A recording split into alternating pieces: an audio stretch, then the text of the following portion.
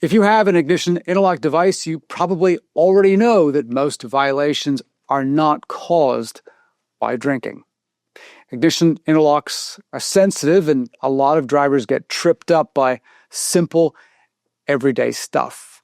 Mouth alcohol from gum, energy drinks, cough syrup, or even bread, well, these can trigger failed tests. Miss a rolling retest while driving? Well, that also can count as a violation. Cold weather, weak batteries, or jump-starting your car can also flag the system and be reported as a violation. Even routine car repairs can look a lot like tampering if you don't handle them correctly.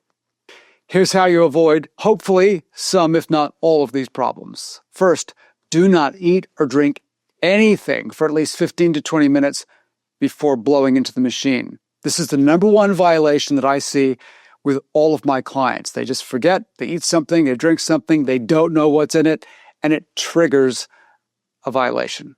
Now, if you do drink or eat something before getting into your vehicle, make sure you rinse your mouth out with water and wait. Second, learn the rolling retest alerts.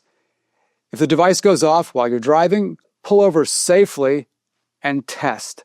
Never ignore it, because if you do, well, that's a violation. Third, never let anyone else blow into the device.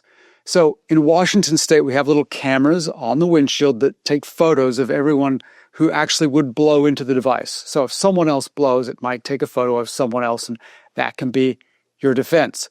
But you don't want that defense. You don't want to have to defend yourself in court. Just don't let anyone else touch the device unless you absolutely trust that they have nothing in their system and they know how to work the actual device itself. Keep every service and calibration appointment. Missing one appointment almost always means a violation. Don't disconnect the battery or jumpstart the car without calling the interlock company first. And also document everything. Receipts, tow records, and service notes may matter. Bottom line, most ignition interlock device violations are preventable, but only if you treat the device like a little baby, because otherwise you might be the one who ends up crying.